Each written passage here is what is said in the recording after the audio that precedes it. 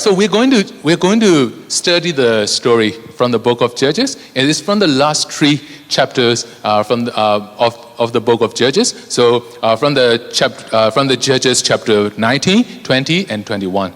So that's the whole like a long story. The whole three chapters include a very scary story.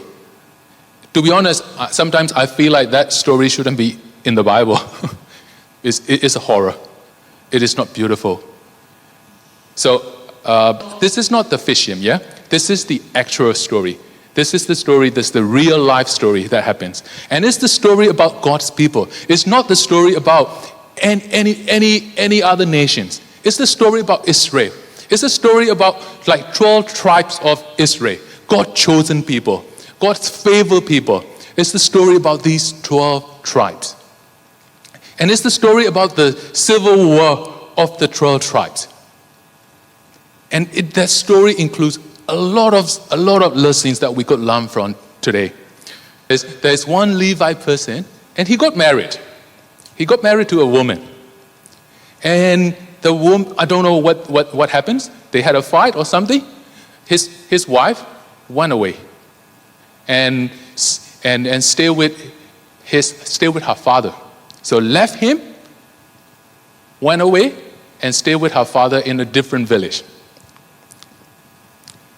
After some time, that Levi person tried to make peace with his wife.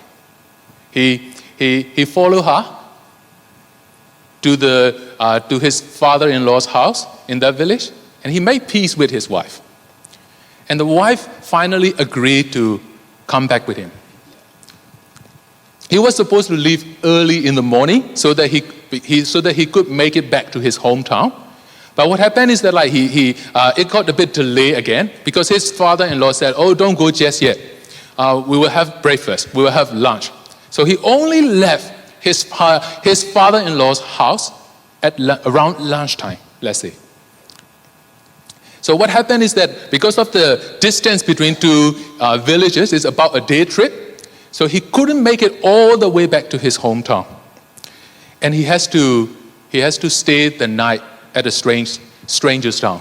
Not his hometown, not his father-in-law's town, but somewhere in the middle is a stranger's town. That town is called Gibeah. Gibeah is the town where the people of Benjamin live. All right, you got the background? Yeah? So we can continue, yeah? So what happened at that night?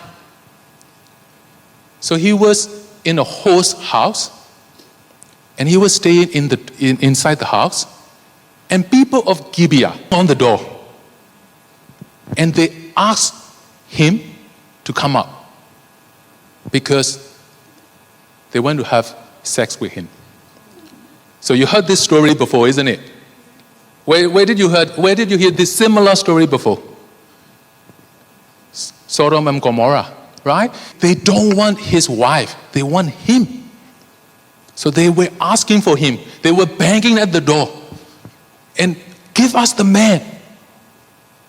Give us the man. Then after that, the man, why did the man travel at the first place?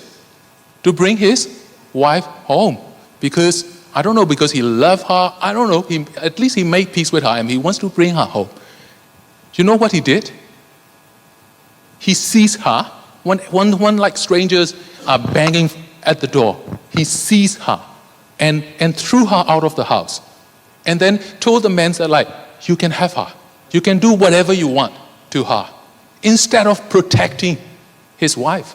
The very same person that he went to, make peace and bring it back home. But one difficult situations happened. When the danger struck, what he did was he seized his wife and threw her under the bus. Not under the bus, threw her into that mob, right? People, violent, worthless people, asking for him. And he threw her away. Whatever they want, with her. So they raped her the whole night. It's the whole night. That's why I told you that it shouldn't be in the Bible. And next morning, the person, the husband, woke up and he found her at the doorstep, not moving, dead. Dead. Because of the whole night of torture. Can you imagine it? Can you imagine the pain that she had to go through? She was dead. He took her dead body and he continued his journey and he went back home. And when he got home, he dismembered the body. Dismembered the dead body into 12 pieces. Dismember 12 pieces and then send it out to 12 different tribes of Israel with the message attached to it. Such a thing has never happened or been seen from the day that the people of Israel came up out of the land of Egypt until this day. Consider it, take counsel and speak.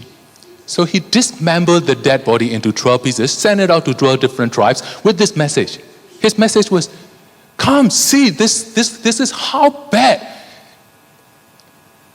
we as the people of God, since we were delivered out of Egypt, how low could we be? Anything lower than that, could we be there? And take counsel and speak for us, speak for me. Self-compassion, what they did is 11 tribes, because the remaining tribe is Benjamin in the town of Gibeah, right? So that's where the incidents happen. So all the remaining 11 tribes, all the chiefs of the people of the 11 tribes, they gathered together.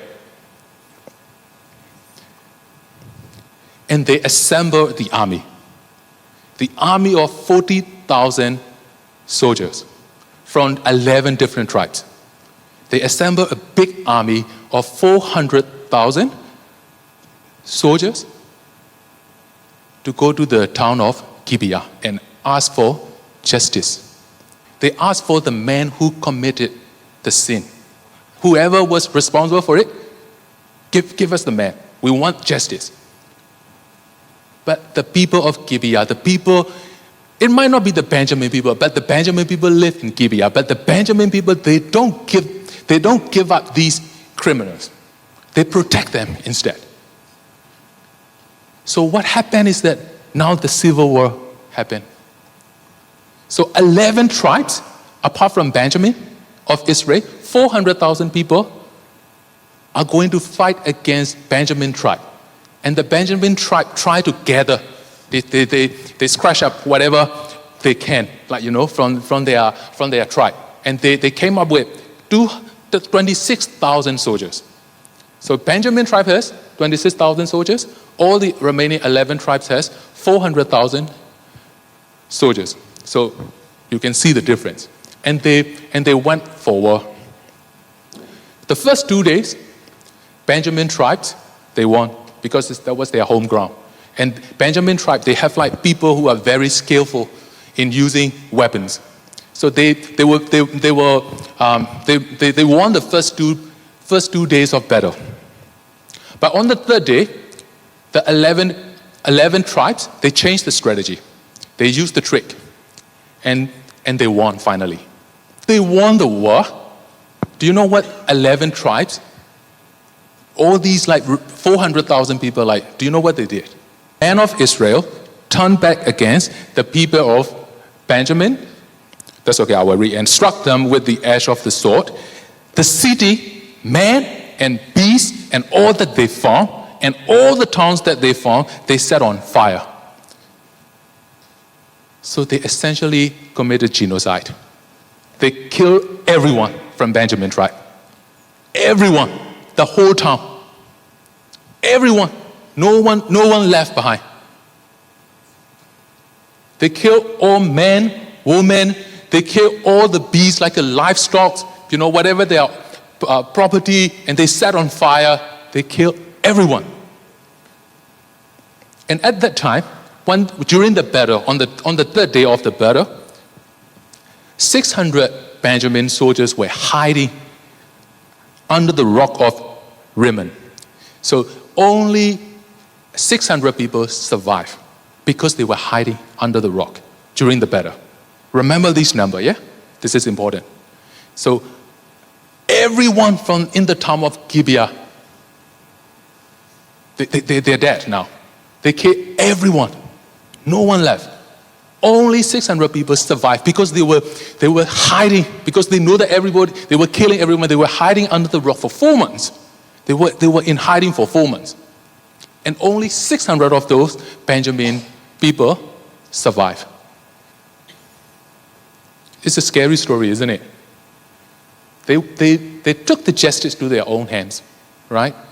They wanted the justice, and they tried to judge in their own ways, isn't it?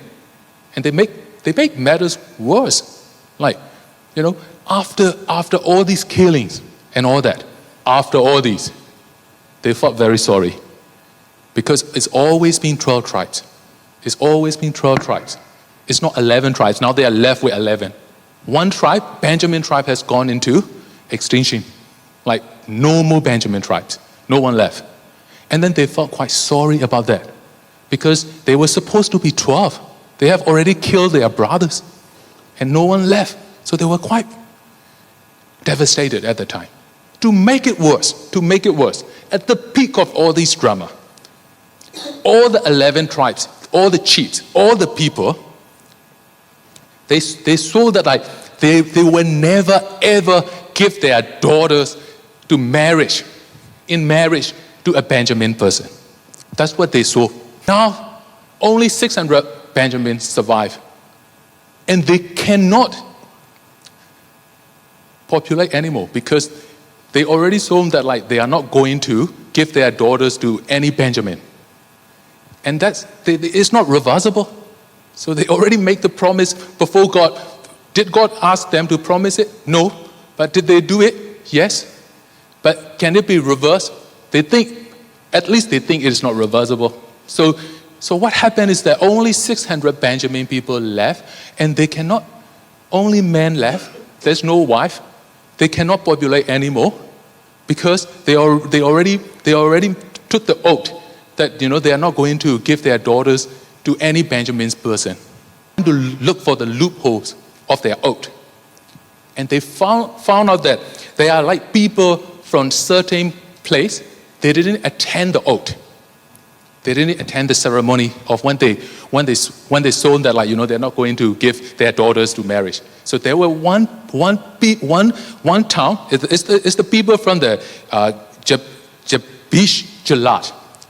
Name doesn't matter. So there's one place that didn't turn up to that ceremony. And they were thinking very hard to find the loopholes, and they found that. Oh, these people from Jabesh Gilead, they didn't turn up. So what we can do is, their thinking processes. What we can do is, we will go into that city, and we will kill everyone again from that city, and only leaving 400 virgins, and we will bring those 400 virgins to become the wives for 600 survivors of Benjamin. Things get darker and darker, isn't it? 600 survivor of Benjamin, right? So 400 got wife, and 200 is still, without wife. So what they did was they have to keep thinking. They have to keep solving their problems in their own way. And what they come up with is there is a yearly feast. It's a feast. It's like a party. There is going to be a yearly feast in the village called the Shiloh. And what they did was ask the 200 remaining Benjamin survivor to be hiding on that way to the party and ambushing. And when the people of Shiloh came out and partying, drinking, a bit a bit drunk at that time, 200 people were hiding, ambushing, and then they came out and snatched, carry away all the women they want to make wife. So that they can continue to populate as a tribe. That's the end of the book of Judges. That's awful, isn't it? Yeah? That's awful. So, if you go back, think about this story. Like, there are many things that were wrong in the story, isn't it? So, like, how come, like, people of God has gone to the lowest, yeah? This is the lowest. Like, they were asking for man. And also, like, why, instead of, like, protecting your wife, why would you just give it away? I mean, you should be the person, like, protecting your wife, isn't it? Instead of doing so, the person just saw the wife as an object and threw her under the bus. Instead of, like, giving up these criminals, Benjamin tribe, why did they cover up for them? Instead of, like, giving up, like, the criminals. And why did all these tribes kill everyone that, the innocents, like men, women, everyone in the village? See, there's like anger, rage, all these things happening in these stories. And they're looking for the justice. And they make it worse. And then to make things a bit better, they make things even worse. Yeah? That's the moral of the story, isn't it? In those days, Israel had no king. Everyone did as they saw fit. Let's read again. In those days, Israel had no king. Everyone did as they saw fit. That's the root of the problem. That's the root of the problem of the whole story I just told you guys. Because at that time, there were no king. At that time, they thought they were not going to be held accountable. They thought that there's not going to be like someone who is ruling. They thought we can do whatever we want. That's the essence of the story from the book of Judges. Because everyone is like free for all. Everyone feels like it's free for all. I would do whatever I think is right. Because there is no king. Because they think that we won't be held accountable. I don't know about you guys, but when I read the story, that's how I felt it. Like, and it's highlighted, in the last verse of the book of Judges. As if like whoever wrote the book of Judges was telling us, you know what? All this happens because there was no king. All this happens because people did whatever they saw fit. Whatever they think it is right to do, they will do. If you think, again, it's very similar to our culture. Do we live our life as if we believe in God? That's the question. If you really believe that there is God, if you really believe that there is the King, if you really believe that one day we all must stand before the judgment of Jesus, not for the judgment of our sin, but for the judgment of our walk, whatever we do for good or evil, of course the sin, the penalty of the sin already been given at the cross, but we still have to appear before the seat of Christ. It was written in the 2 Corinthians chapter 5, verse 10. We all must appear before Him and give our accounts of what we did with our life. The thing that always